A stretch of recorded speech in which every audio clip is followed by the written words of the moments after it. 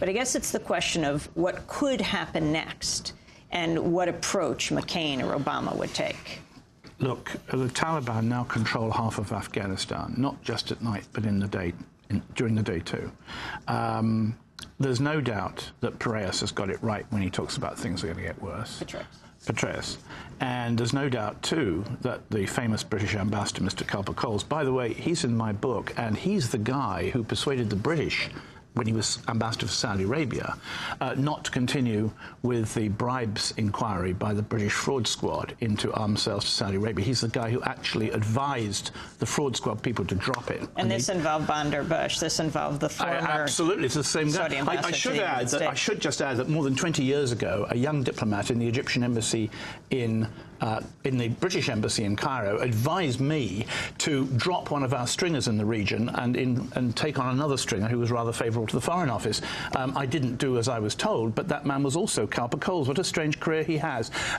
However, let's go back to your Obama thing. Look, at the end of the day, we cannot win in Afghanistan. The Taliban are not crossing porous borders. They don't even acknowledge the border because for them it's Pashtunistan. The border was drawn by a British civil servant called Sir Mortimer Durrand in the Victorian age, and no one there apart from us accepts that it's there, and I suppose the Pakistani army.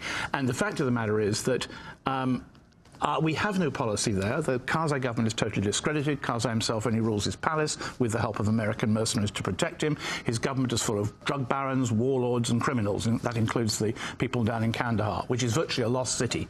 The troops cannot enter Kandahar anymore. It's gone. Effectively, especially at night. You can't go there. No Westerner can walk through the streets of Kandahar. And you don't see any women except in Kabul who are not wearing burqas. You remember the famous liberation of women, equality, gender equality was coming. It's all turned out to be totally false. And we're going to win there? We're going to win there? Well, and of course, the issue of Pakistan, to me, is the most frightening one of all, because you're talking about a country that is really almost a failed state at this point. We've been told that the narrative is that the mad mullahs with black turbans and the crackpot Ahmadinejad of Iran, and he is a crackpot, are going to destroy Israel, and then, of course, they're going to destroy the Palestinians, and they'll get destroyed with all these nuclear weapons. I've been saying for more than 2 years there is one nation in Southwest Asia which is packed with Taliban supporters and al-Qaeda supporters, and it's got a bomb, and it's totally corrupted from the shoeshine boy to the president via its intelligence services and army, and it's called Pakistan.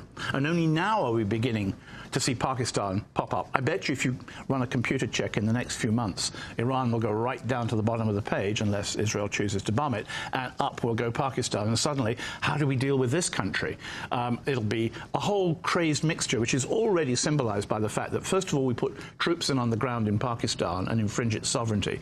Then when the Marriott Hotel blows up, the FBI offers its help in finding out the criminals. I mean, are we friends or are we enemies of Pakistan? We don't even know that. And we start using phrases like victory. We should be talking about phrases like justice for the people of the Middle East. If you have justice, you can build democracy on it. And then we can withdraw all these soldiers. We're always promising people in the Middle East democracy and packages of human rights off our supermarket shelves, and we're always arriving with our horses and our Humvees and our swords and our Apache helicopters and our M1A1 tanks. The only future in the Middle East is to withdraw all our military forces and have serious political, social, religious, cultural relations with these people. It's not our land. Robert Fisk, just before we went on air, this came over AP. Suicide bombers targeted Shia worshippers as they left morning prayers at 2 Baghdad mosques, killing 19 people, injuring 50 others. In a separate attack, gunmen fatally shot 6 people as they traveled in a minibus at Wajia, a town 60 miles north of Baghdad. Yeah, well, and we've won, and the surge was successful, and everything's going back to ordinary life and people. I mean, that map, which we saw, the 2 maps coming up, it's preposterous. I mean, I get phone calls from Iraqis in Damascus when I'm in Beirut saying, you know, can you help us stay in Syria? Can we come to Lebanon? We cannot go back to Baghdad. And they're still getting calls saying, you know, if you come back to your house, you'll be murdered. This is not a success. It's a hell disaster for all the peoples of the Middle East. I mean, Pakistan, Afghanistan, Iraq, southern Lebanon, Gaza, the West Bank. I mean, is no one waking up to say that there is no hope there at the moment. You know, there's no lights at the end of the tunnel out in the Middle East. I'd like to ask you, you mentioned the West Bank, obviously, the original center of this entire conflict. I'm not sure it is the center anymore, by the way, but, you know. But the comments recently by Ehud Olmert saying that... Look, Ehud Olmert is a has-been. He's gone. But he is Prime Minister. Just. And he said you should give back the West Bank. Yes, but he's going, Amy. He's going. Look, this is the same as all your generals who go out to fight in Iraq and then Afghanistan, and when they're asked to comment to the press, they say everything's going fine, it may be a tough battle, and they salute and click their heels to Rumsfeld, or they did. And the moment they retire, they demand Rumsfeld's resignation and say it's all gone wrong.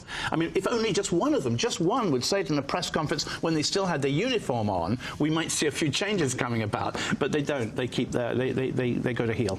Robert Fisk, we'll end it there, but we're going to do part two. Robert Fisk, best-selling author, journalist, writes for The Independent, currently the Middle East correspondent for The Independent of London. His latest collection of essays and articles is called The Age of the Warrior.